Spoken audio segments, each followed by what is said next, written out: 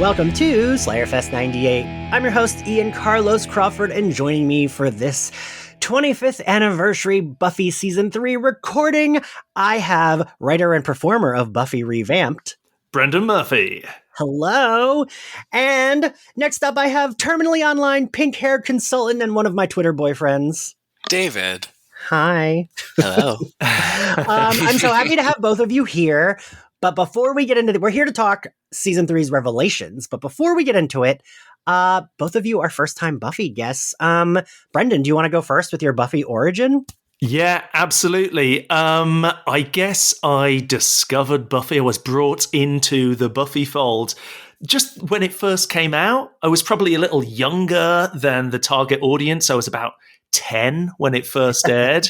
But it had everything that I loved. You know, we're talking the supernatural, vampires, werewolves, all that stuff, magic. I was so into. And of course, it was aspirational because it was the kids in America.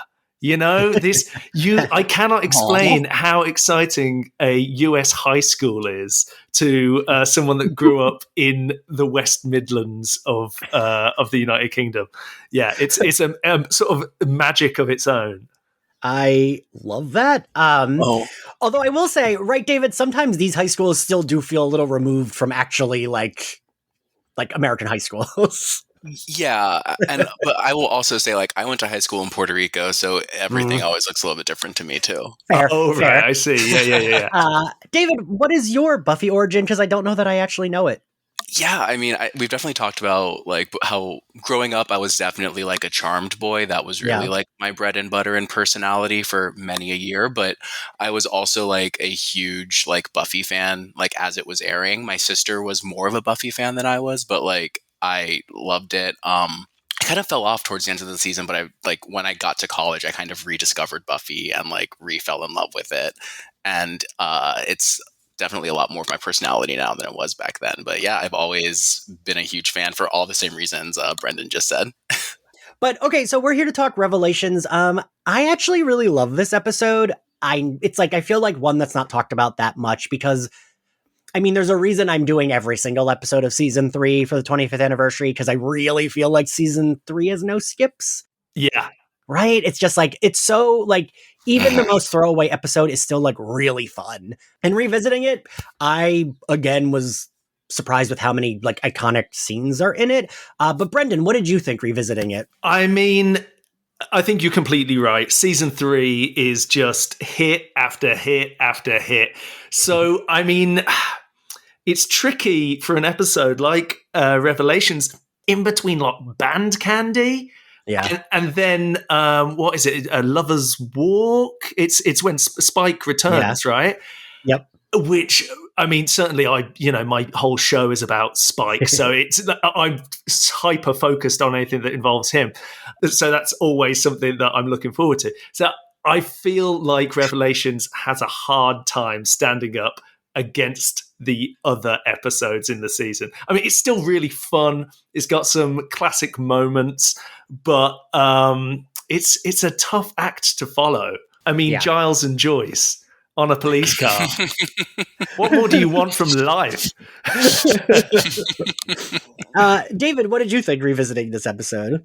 Yeah, it was actually great because when you messaged me asking if I would record this episode, I was like, oh yeah, let me go rewatch it. And so, as you know, I've recently moved and I'm living with a friend, and my roommate also loves Buffy with a passion. And so I put this episode on, and he walked by the hall, looked in, and was like, oh, I fucking love this episode. Yeah, and I think it's not really one that I ever think about too often, but definitely enjoyed revisiting and going back to and being stressed out by.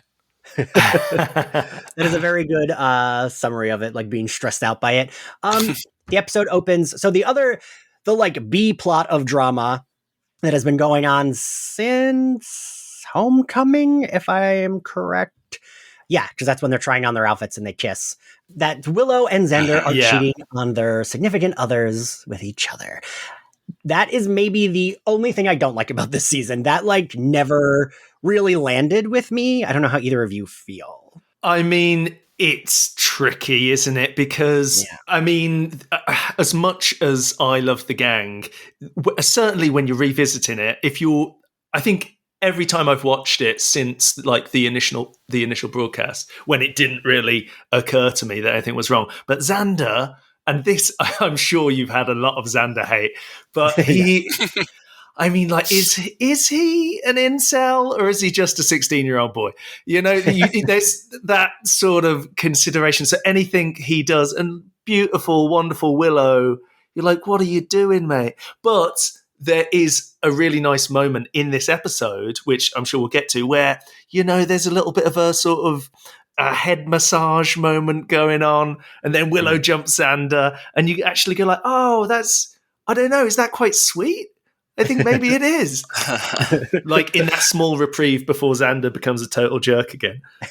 Yeah. I mean, because they definitely they have that childhood puppy love that Willow's carried a flame for him her whole life. But I do spend so much of their cheating arc just screaming at my television set, what are you doing? And it doesn't help that I just also have such huge crushes on both Cordelia and Oz. Yes. I firmly believe that Oz is one of the sexiest characters to ever exist on television. Absolutely. David, I forget that we have the exact same taste, because every time when people are I mean, don't get me wrong, Spike and Angel are both very hot too. I'm not going to pretend they're not hot. I mean, the flame I hold for Spike is, it will never die. But Oz was my first Buffy crush, and he is revisiting it. I'm like, this is a man I would want to date. When I even now, I'm fucking 40, right? And I'm this chill guy who's just very cool and has the best style. I don't know. He is my forever Buffy crush.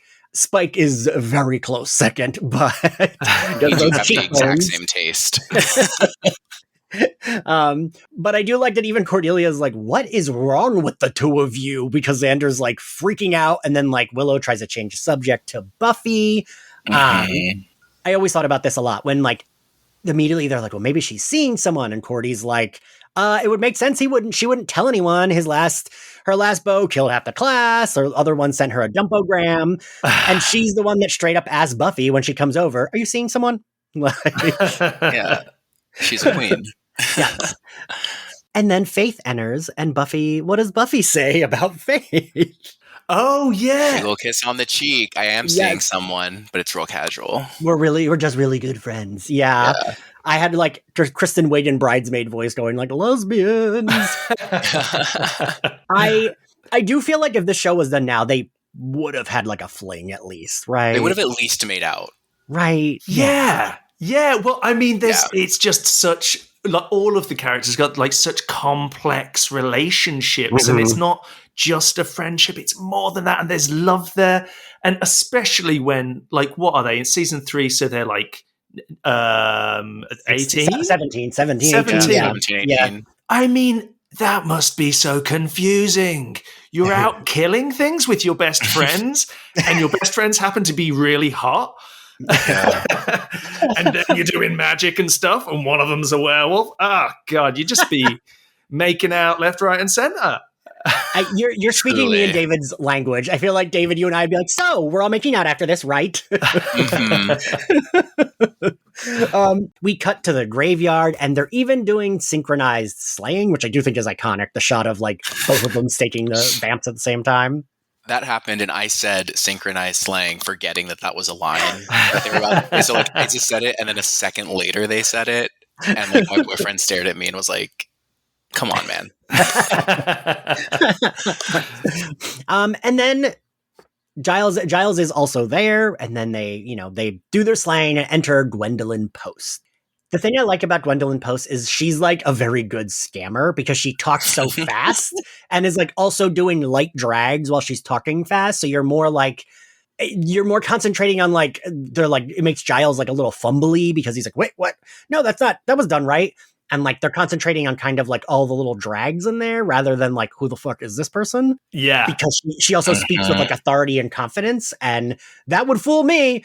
Someone speaks confidently, I'm like, well, they must be right.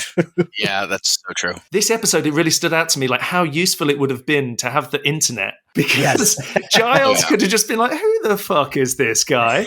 She's just rolled up. She's been giving me shit. And it would have been sorted. But no, instead, he got completely flustered and was like, oh, right, yes, well, you better take Faith away then.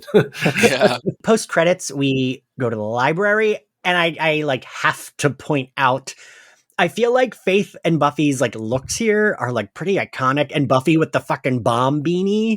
I don't like it. Oh, man. My notes say I hate Buffy's beanie. I'm not saying I like it. I'm just saying like it's. I love the look. It's. I like think of it, right? Old. Yeah. So there, Faith says that, she has an issue with authority figures. They end up dead. Gwendolyn Post says, duly noted. Unfortunately, it's not up to you. I love that Faith and Buffy keep like giving each other those looks of like, oh, this motherfucker. Like, yeah. I don't know. I like that we already have this bond between them. She hasn't been there that long, but like I said, Faith has settled into the show / the group. And like her and Buffy can just like exchange looks and know exactly what the other one's saying, like as if they're like best friends / sisters. And it makes sense that they would bond that quickly, right? It really does. Yeah. Yeah, because like they're the only one who can understand like what the other one is experiencing. And then Giles mentions training, but then we cut to Buffy training with who, Brendan? Well, yeah, with Angel doing some Tai Chi, I guess. Sexy Tai Chi. Oh, yeah, of course. Well, any Tai Chi with Angel and Buffy is sexy Tai Chi. Also, this is, now, I'm sorry if this is something that comes up regularly, but Angel is super chill about it being daytime. And I wrote that in my notes, yeah. Like, and the door's open. We know he's got a sunlight in the roof. So he's just strolling around with his shirt off, doing some Tai Chi. Maybe the Tai Chi's necessary to chill out, because otherwise he'd be absolutely freaking at the fact that he could be inflamed in seconds. I mean, they do play fast and loose with the sunlight. That comes up a lot because, like, if it's someone like Spike or Angel, they're like just smoking a little bit in the sunlight. If it's like a random henchman vamp, they explode immediately. Yeah. I love that plot armor. Yeah. Well, I mean, I feel this, again, just to bring it back to the Tai Chi, I feel like that is, again, I'm talking with no knowledge of the subjects, but I feel like it's about balance, and maybe it's a kind of meditative thing, and their eyes are going crazy. Like they're they're not getting any of the restorative elements that they should be getting from this training there's no session. zen happening from this moment. Not at all. Eyes going wild. And then, I mean, for a 240-year-old gentleman, that killer move. That's when he puts his hands on her hands. Mm-hmm. That's like the equivalent of the yawn and arm around the shoulder, isn't it? That is true. Then we cut to the library, and Giles is already annoyed. They're researching about Lagos and trying to find out about the glove. And Xander says, hey, you're not the watcher of me. And Giles tells him to go home. He was pissed. Right? I was like, ooh, Dad's mad. And not in a sexy way. It's literally it feels like when a dad is mad at you and yells at you when you're a kid. Xander then goes to the stacks with Willow. And I do like that Giles walks in on them, but is so not paying attention that he doesn't even notice what they're doing. Yeah. I was, because I'm watching this with Charlie and my boyfriend, and I was just like, do you think Giles saw them? Because he was standing right in front of them, so peripheral vision, but he's also very much in his book. Right. But also when Willow's like, is there anything else you need me to look up? He's like, no, we're done here.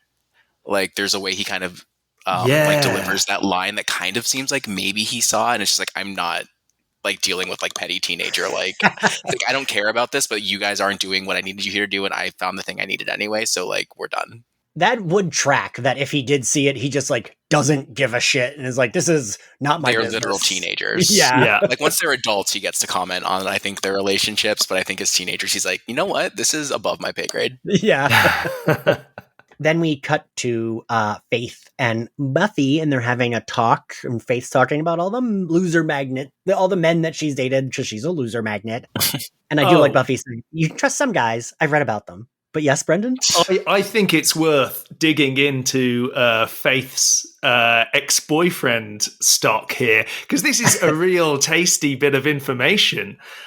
So we've got, who was it, Ronnie, who's a deadbeat. Steve, who's a klepto. Okay, a deadbeat, that covers a lot of ground. Probably not a great guy. A klepto, I mean, this is a condition, but I mean, sure, not a fun one to be around if he's stealing things from you and your friends. Kenny is a drummer. I mean, I get it. I get that's the joke, but well, that's like the epitome of loser. I always thought drummers were cool. But I mean, I know. Yeah, There's like the drummer is like the butt of a lot of jokes, and like, oh, you're dating someone in a band. Oh, he's a drummer. Faith says she was boinking the undead and wants to know what it was like. One of the things I love about Buffy is that you can sometimes see both sides, right? And I get Faith. Buffy is basically Faith's only friend right now, right? So Faith, to her, they are like, they would share whatever. And especially sex, right? Like Faith is very comfortable talking about sex. It doesn't make her feel weird. Like she would be like, yeah, I fucked that guy. Yeah, I fucked them. Like whatever. Faith speaks very plainly about sex and Buffy does not. So I get why Faith is like, so tell me about it. And Buffy's like, I don't really want to talk to you about this. And Faith being like a little hurt because Buffy is at this point her only friend. And it's like, oh, my only friend doesn't even want to share with me, right? Yeah, no, absolutely. I agree. I mean, I think it's basically this is seeding further like what's about to happen at the end of the episode. This sort of moment of like they've been kind of learning to trust each other, bringing down those barriers, man. You know, like especially for Faith, she's not necessarily able to do those things, and this is a moment of sharing and building the trust. And she knows she can't quite overstep a mark, and she kind of respects that. So yeah, I mean, it definitely makes sense. And I also just think it's like in any other like world or universe, like that conversation could have eventually been patched up, but then because as she's feeling a little bit raw, and then Gwendolyn Post comes in and she's like, oh, so Buffy's with her friends? Okay. Yeah. Why are you here? Yeah. It's really further serves to like isolate Faith more and make her think, yeah, you know what? I've always been on my own. I'll always be on my own. Yes. I don't actually need these people. Yes. So then Xander, he had told Giles he would go out. And I do like that he's talking to himself. He's like, why don't I go out and alleviate my guilt by getting myself killed? And then he conveniently stumbles upon Angel and follows him home. And what does he see Angel doing with Buffy, David? He sees them making out. Dun, dun, dun. And he's not happy about it. He is not. We cut to Giles and Gwendolyn Post at his apartment. I do like that she's basically ragging on him for like, oh, Buffy's out of control. And he's like, I have my Slayer under control. And then Xander bursts in and is like, it's about Buffy.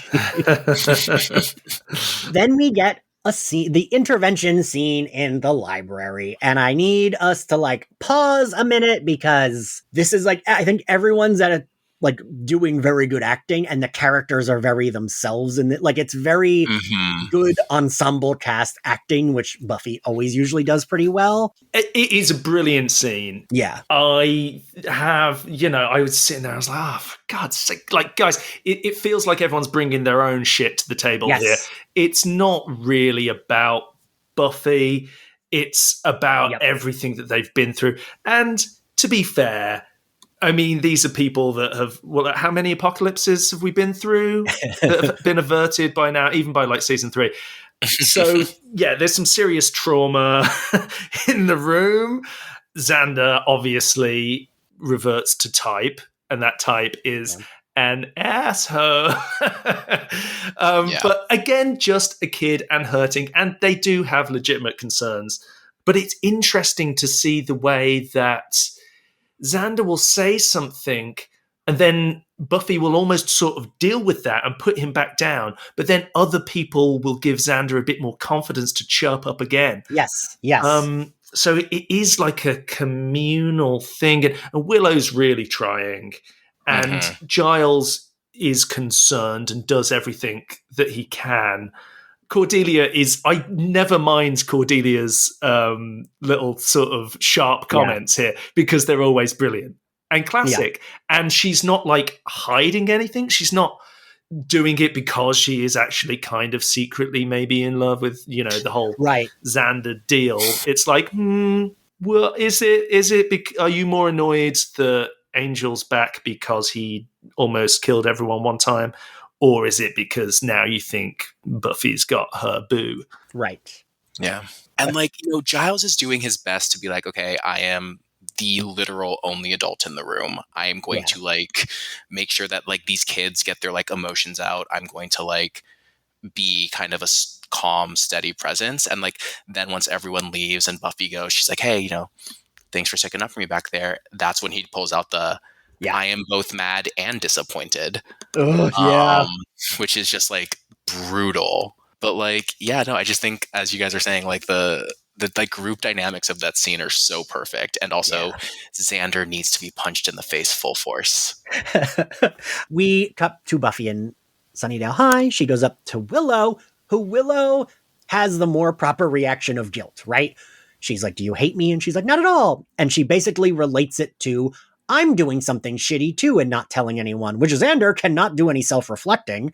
But also, I do think Willow does understand. I think she understands Buffy better than Xander, at least, right? Definitely, yeah. There's this also just this care and love, and that the whole point of the intervention was to vent, but also to sort of speak honestly and in a way that would hopefully help Buffy. And I think Willow's aware enough to know that we don't want to push her away. That's not what we're trying to do here. We're trying to bring her back into the fold, if anything. So good friend in from Willow for sure. Then we go to the library. Giles and Gwen are together. He basically tells her everything he knows about the glove, about Lagos, about the whatever. And she knocks him out because she's going to go get the glove. And then we get Buffy and Willow in the graveyard. And I do like this scene, right? This is they have such good best friend chemistry. Yeah. And I like that Willow is oh, the emotional marathon man is what she calls Giles. And then Buffy says she felt relieved once everyone knew. She does her nerdy, anxious buildup where she's like, well, I have a thing to tell you. It's very important. And I need to tell you. And it's a confession. And it'll be great to get off my chest. And there's a demon behind you, which I love. Faith goes to Angel's mansion. She's going to take him out. Xander stays. Buffy and Willow come in. They find Xander there. He tells her that Faith went, to go get Angel. And then we cut to Angel's mansion. Gwendolyn Post comes in. And I do like that Angel is very weary of her, right? Oh, yeah. Yeah, he can sense your vibes are up. putrid. Yeah. Yes. Angel's just the vibes are a little off here, so... And then she hits him with a shovel. And then, I love the way she cracks it on her knee. I'm like, oh, this lady can fight. But then she's hardcore. Then it's wild seeing Angel the vampire throwing this woman who looks like a high school teacher, throwing her around and slamming her into the wall. But by this point, she's already taken some kind of ancient wooden idol to the back of Giles's head. After, it's worth mentioning, he's just made her a cup of tea. That is unthought of. That's just wild behavior. You can't do that. American Dare. Yeah, truly. And Faith enters in as he's beating her up. And she kind of does kick the shit out of Angel, right? Hell yeah. Almost stakes him. Yes. And I do love Buffy catching Faith. Just as she's about to stake him, Buffy catches her.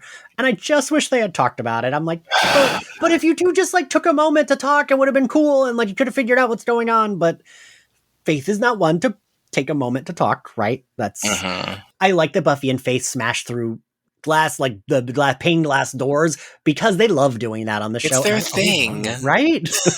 She gets the glove and she puts it on. And does anyone remember what she says to Faith? Because I think of this a lot. You're not very bright, right?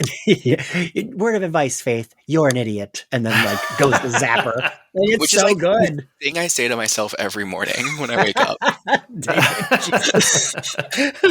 Yeah, Angel saves Willow, Buffy saves Faith. And the thing I like about this scene that Buffy always does really well is like, even if she's in a fight or an argument with someone, when she needs to pick it up, she's like, okay, we're not talking about our fight. We're working together. This is what we need to do.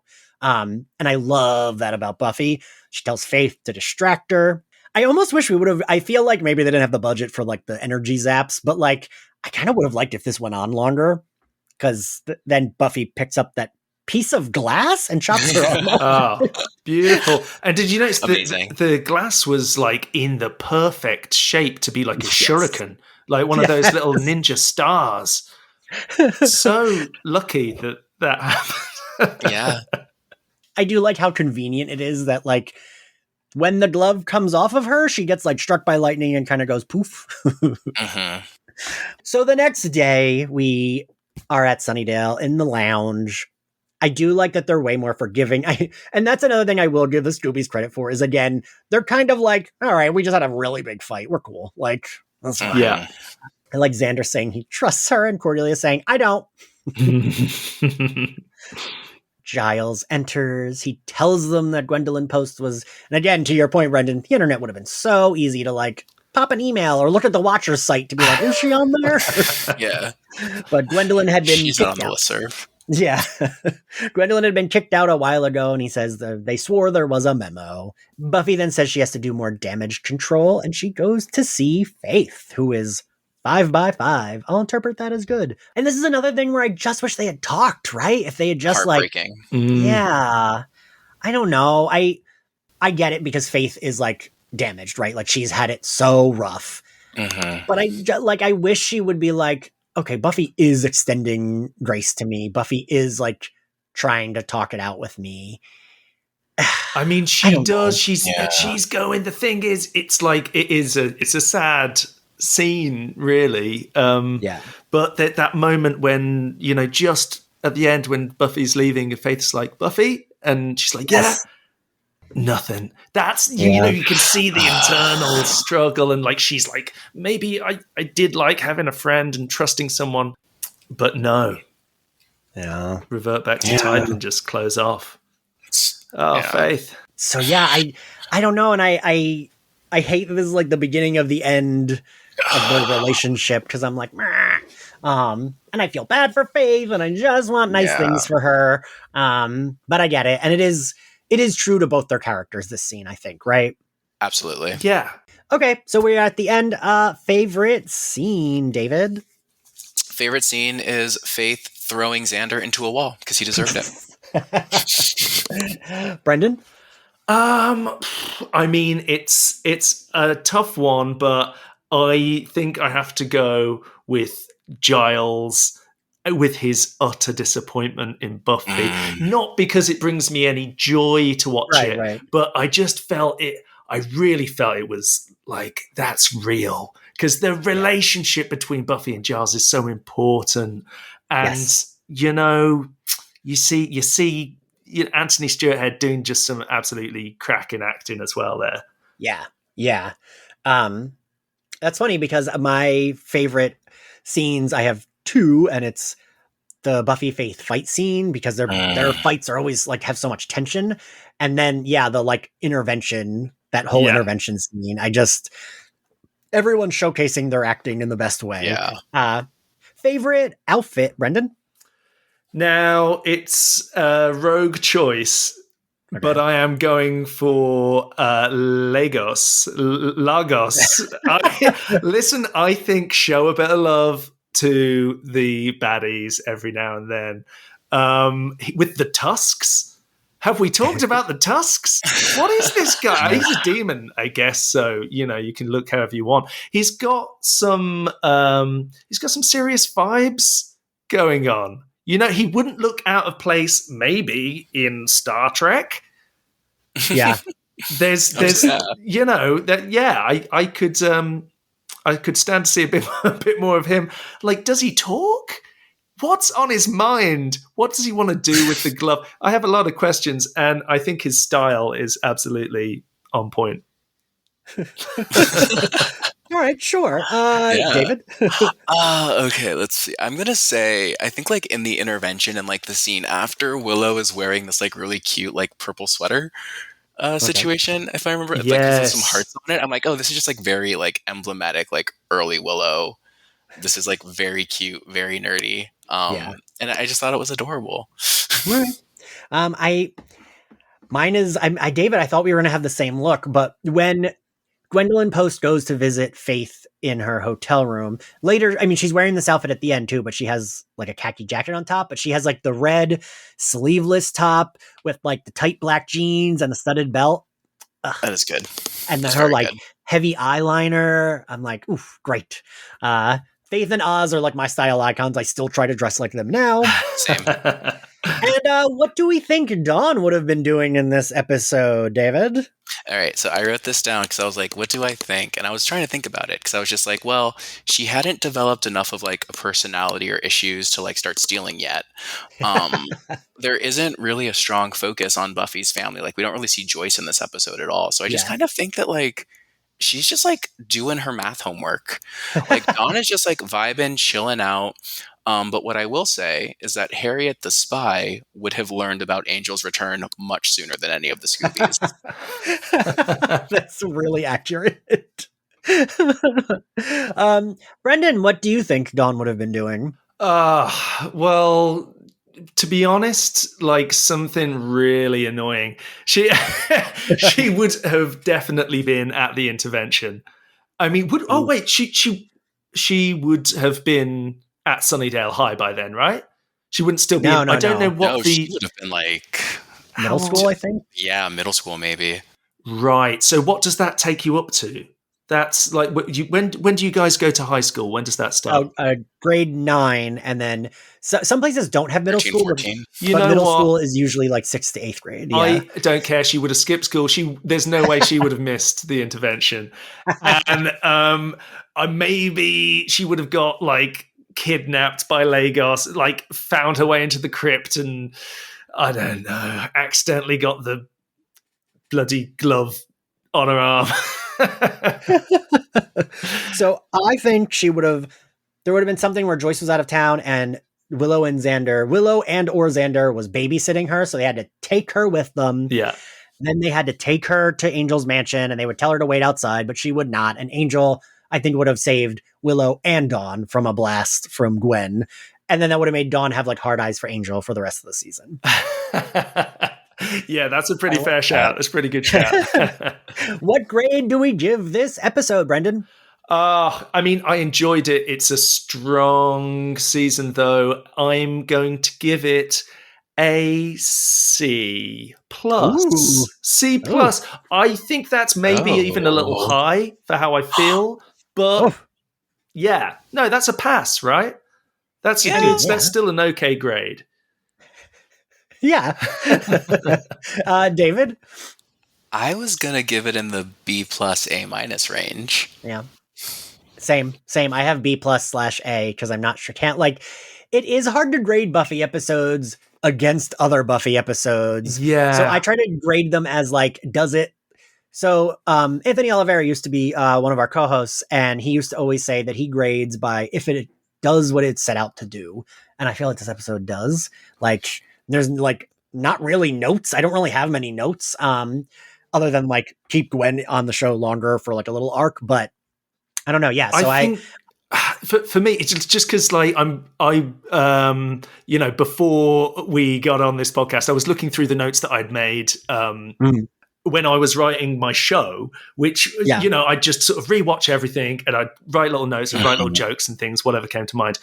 And every single one of those episode summaries is about like half a page to a page. And then this episode is the one, and it's like a paragraph. It's like a couple of sentences. So I don't know what I was going through at the time, but it clearly hadn't resonated with me quite as much as the other ones in this season had.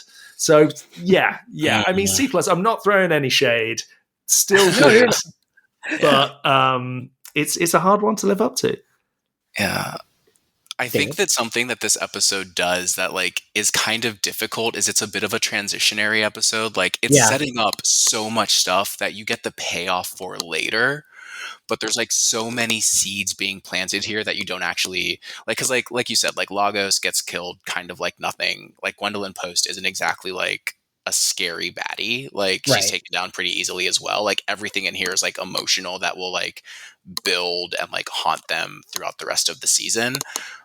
Like, so it's like a good episode in that way, and that's why I think I like it so much. But like in terms of kind of what's really happened in this episode, it's like okay, sure. But like there's just so much stuff going on that I'm just like, oh, this is gonna like be heartbreaking later. Yeah, like a small but necessary pivot that like when when everything goes to crap later on, you can see where that began. Mm-hmm. Yeah. Like I like have in my notes like, oh no, like this is the downfall of Buffy and Faith's friendship.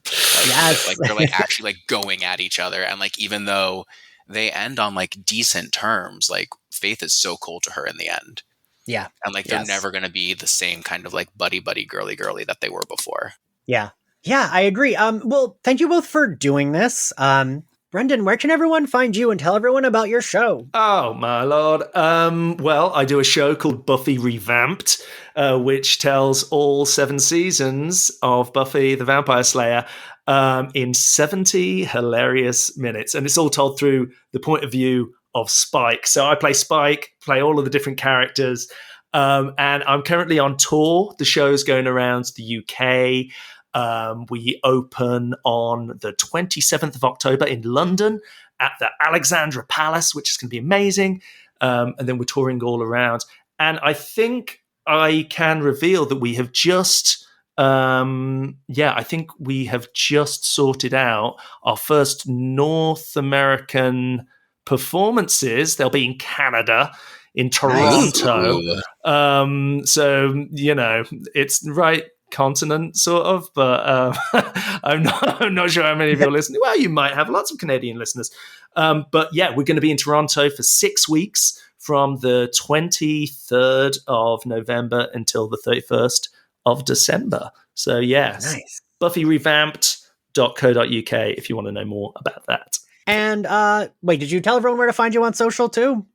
Oh, I am at Not Murphy if you want to follow and talk to me, or at Buffy Revamped for everything about the show.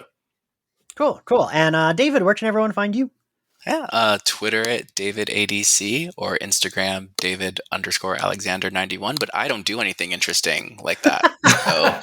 So, you can watch me and David be very supportive and flirty with each other on Twitter if you want. Correct. That sounds great. Yes. join our parasocial relationship. But all right, well, we will see you next time. Bye. Bye. Bye.